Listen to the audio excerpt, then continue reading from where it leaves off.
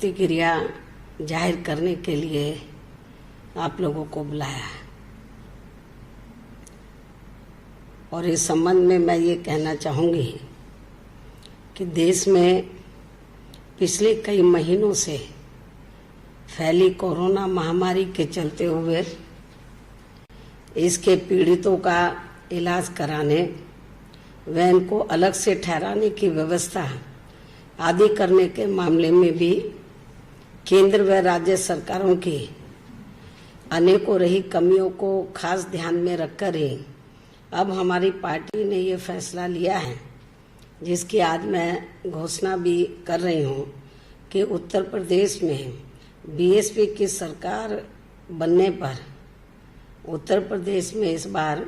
BSP की सरकार बनने पर विशेषकर ब्राह्मण समाज के आस्था एवं स्वाभिमान के खास प्रतीक माने जाने वाले परशुराम तथा अन्य सभी जातियों व धर्मों में जन्मे महान संतों, गुरुओं व महापुरुषों के नाम पर भी बड़ी संख्या में आधुनिक हॉस्पिटल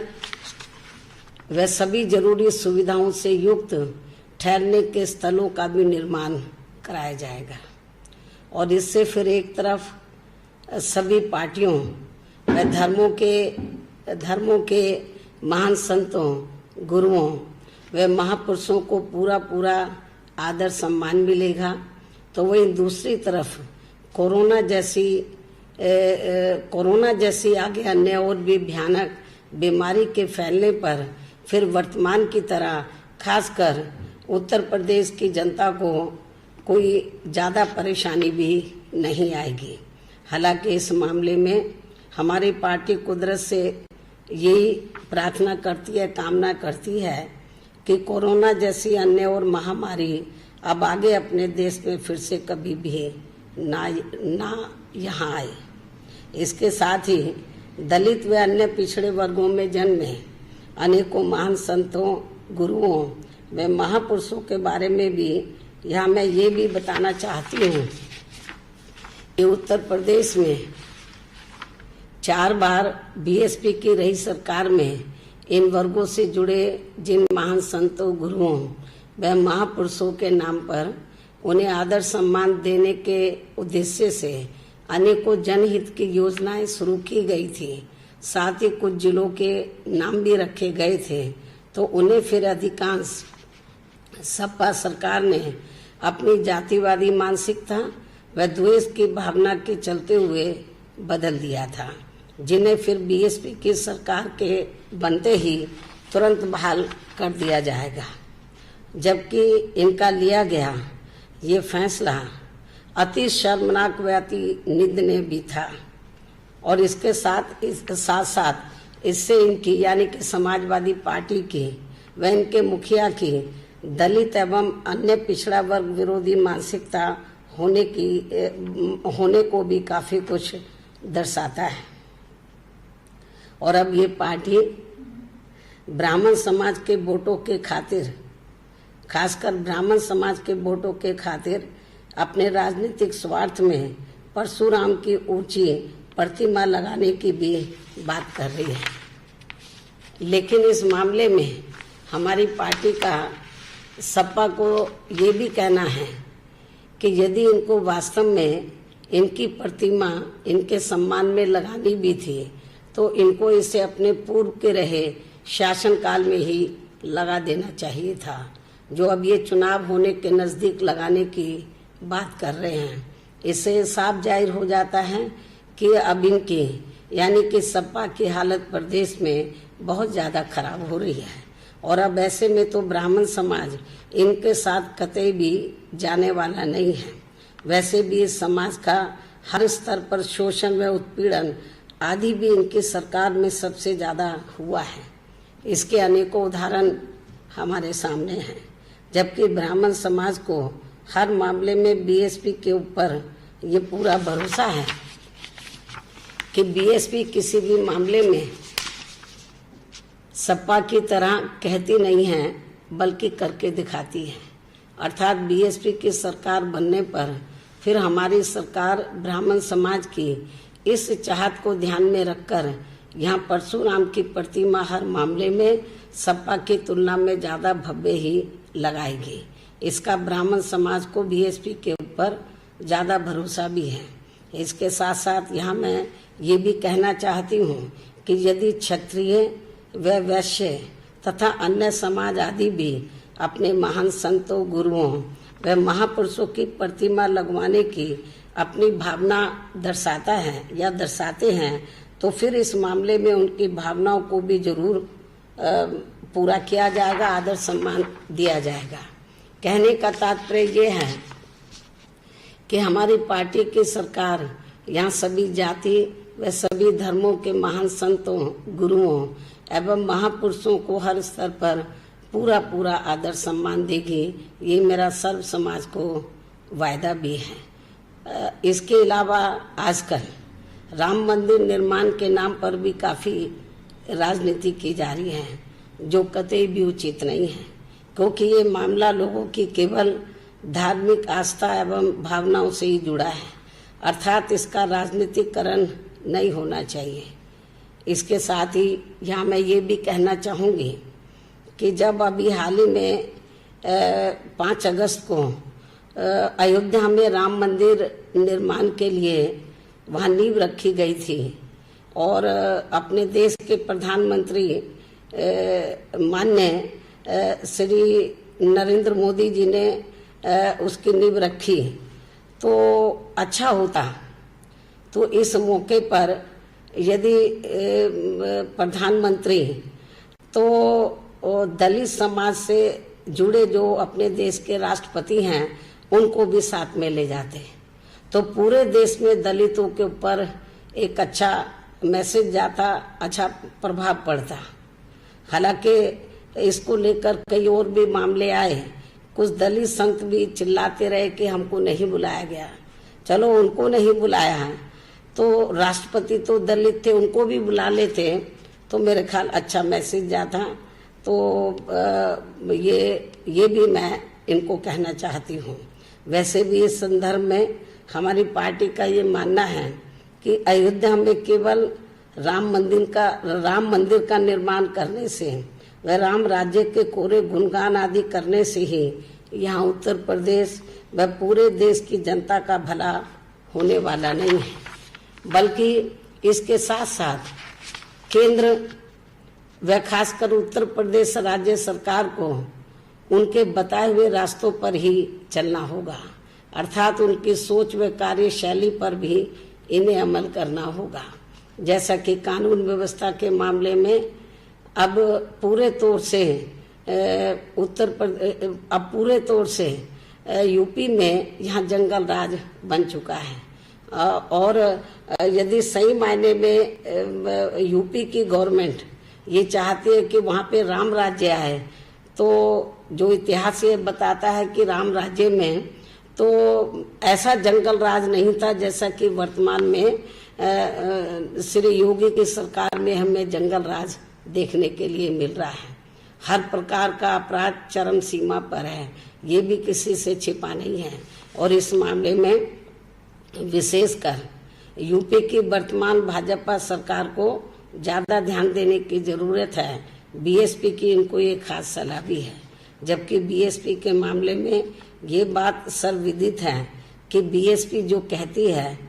तो उस पर अपनी पूरी ईमानदारी व निष्ठा से अमल भी करती है। उदाहरण के तौर पर जब उत्तर प्रदेश में सन 2007 में विधानसभा के आम चुनाव हुए थे, तो तब उस चुनाव में दलितों, पिछड़ों व धार्मिक अल्पसंख्यकों के साथ साथ खासकर मुस्लिम व अन्य धार्मिक अल्पसंख्यकों के साथ साथ अपर कास्ट समाज में से विशेषकर ब्राह्मण समाज ने भी अधिकांश अपना वोट बीएसपी को ही दिया था। तो उनको फिर और इतना ही नहीं, जब हमको ये लगा कि हमको सर्व समाज ने वोट दिया है और अपर कास्ट समाज में से ब्राह्मण समाज ने बड़े पैमाने पर सन 2007 में जो असेंबली का चुनाव हुआ था हमें वोट दिया है, तो उनको फिर हमने यानी कि ब्राह्मण समाज को फिर हमने अपनी पार्टी व सरकार में भी उन्हें हर स्तर पर उचित प्रतिनिधित्व भी दिया था। इसी प्रकार हमने क्षत्रिय समाज व अन्य सभी समाज को भी हर मामले में उचित भागीदारी दी थी और खासकर दलितों, अन्य पिछड़े वर्गों एवं मुस्लिम व अन्य धार्मिक अल्पसंख्यकों के हितों का तो हर मामले में हर स्तर पर प्राथमिकता के आधार पर हमने पूरा ध्यान रखा था और इनके विकास व उत्थान के लिए हमने अनेकों महत्वपूर्ण फैसले लिए। हालांकि उस चुनाव में विशेषकर ब्राह्मण समाज को कांग्रेस, सपा व बीजेपी ने भी गुमराह करने की पूरी कोशिश की थी, जिनके शासनकाल में इस समाज का हर स्तर पर सबसे ज्यादा शोषण व उत्पीड़न किया गया था और बीजेपी के वर्तमान शासनकाल में तो इनका अभी भी काफी ज्यादा शोषण व उत्पीड़न आदि हो रहा है। और इतना ही नहीं बल्कि कानपुर विकास दुबे कांड की आड़ में अब तो पूरे उत्तर प्रदेश में यहाँ समूचे ब्राह्मण समाज का हर स्तर पर काफी ज्यादा शोषण व उत्पीड़न आदि किया जा रहा है, जो किसी से छिपा नहीं है। जबकि हमारी पार्टी व सरकार दूसरी पार्टियों, जबकि हमारी पार्टी व हमारी यहाँ सरकार, हमारी पार्टी की रही सरकार दूसरी पार्टियों की तरह अपने राजनीतिक स्वार्थ में किसी भी समाज के साथ मुंह में राम व बगल में छुरी की तरह बर्ताव नहीं करती है। सबको एक नजर से देखती है, जो गलत है उनके खिलाफ कार्रवाई करती है, जो सही है तो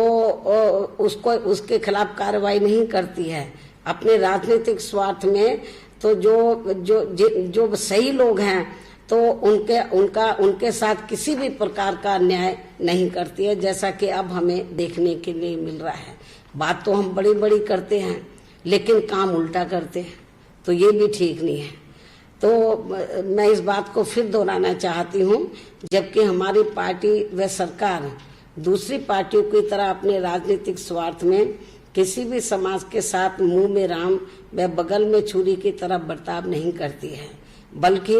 परम पूज्य बाबा साहब डॉक्टर भीमराव अंबेडकर द्वारा निर्मित भारतीय संविधान के मुताबिक चलकर ही सबको न्याय दिलाने की बात करती है। और इतना ही नहीं बल्कि बीएसपी की सरकार बनने पर सर्वजन हिताय व सर्वजन सुखाय की नीतियों पर आधारित ही सरकार चलाती है। और अब अंत में मैं यही कहना चाहूंगी कि ये कुछ जरूरी बातें आज मैंने मीडिया के जरिए विशेषकर यूपी की जनता को सावधान करने के उद्देश्य से इसलिए रखी है क्योंकि यूपी में अब विधानसभा चुनाव का समय भी काफी नजदीक आता जा रहा है, ताकि इस चुनाव में फिर जनता अपना वोट किसी भी प्रकार की भावनाओं में बहकर ना करे तथा अपने हितों में आजमाई हुई पार्टी को ही अपना वोट करें, यानी कि वोट दें, अर्थात बीएसपी को ही अपना वोट दें, क्योंकि बीएसपी की कथनी करने में कभी भी उत्तर प्रदेश की जनता को अंतर देखने के लिए नहीं मिला है। जो कहती है उसके ऊपर पूरी ईमानदारी निष्ठा से अमल करती है। तो इसलिए एक ही पार्टी है उत्तर प्रदेश में बीएसपी, तो जो सर्व समाज के हितों का तो उनके डेवलपमेंट के मामले में पूरा ध्यान रखती है। विभिन्न क्षेत्रों में जो लगे लोग हैं तो उनके हितों का पूरा ध्यान रखती है, चाहे मजदूर है, किसान है, व्यापारी है या अन्य क्षेत्र में लगे लोग, अन्य मेहनत कश जो लोग हैं उनके हितों का पूरा ध्यान रखती है। और कानून व्यवस्था के मामले में तो हमारी पार्टी की सरकार किसी को भी बकसती नहीं है। यदि हमारी पार्टी का भी आदमी कोई कानून अपने हाथ में लेता है तो उनके खिलाफ सख्त से सख्त कार्रवाई करती है। यही मुख्य वजह रही कि उत्तर प्रदेश में मेरी चारों हुकूमतों के दौरान तो उत्तर प्रदेश की जनता को वहां कानून का राज देखने के लिए मिला। लेकिन बीएसपी के जगह पर जब दूसरी पार्टी पावर में आती है तो वो अपनी पार्टी, उनकी पार्टी में जो क्रिमिनल एलिमेंट्स होते हैं तो उनको वो बचाती है और जो दूसरी पार्टियों में होते हैं उनके खिलाफ कार्रवाई करती है। तो ठीक है, चाहे कि दूसरी पार्टी में हो या उनकी पार्टी में हो, उनके सबके खिलाफ कार्रवाई होनी चाहिए। जिस दिन उत्तर प्रदेश में बीजेपी की सरकार तो अपराधियों के खिलाफ कार्रवाई करने के मामले में राजनीति को अलग करके चलेगी और अपनी पार्टी के जो आपराधिक तत्व है उनके खिलाफ भी सख्त कानूनी कार्रवाई करेगी, तो मैं आज आपको लिखकर देने के लिए तैयार हूँ। फिर उत्तर प्रदेश में अपराधियों का राज देखने के लिए नहीं मिलेगा, जंगल राज देखने के लिए नहीं मिलेगा। फिर बीएसपी के शासन की तरह, शासनकाल की तरह वहां कानून द्वारा कानून का राज देखने के लिए मिलेगा। तो इसलिए मेरा यूपी की गवर्नमेंट से यही कहना है कि यदि आप उत्तर प्रदेश में कानून द्वारा कानून का राज उधर कायम करना चाहते हैं तो आपको बीएसपी की गवर्नमेंट से इस मामले में बहुत कुछ सीखना होगा। दलगत राजनीति से ऊपर उठकर तो जो आपराधिक तत्व हैं उनके खिलाफ कार्रवाई करनी होगी। तो ये भी मेरी इनको सलाह है। तो इस उम्मीद के साथ ही अब मैं अपनी बात यही समाप्त करती हूँ। धन्यवाद।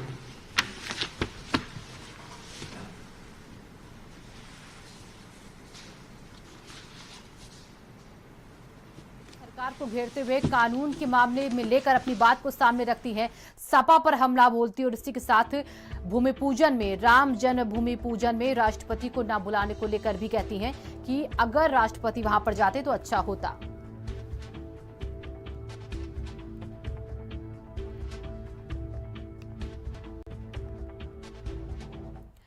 और आगे खबरों का रुख करेंगे। देखिए लखनऊ से खबर, बीएड संयुक्त प्रवेश परीक्षा 2020 का आयोजन हुआ है।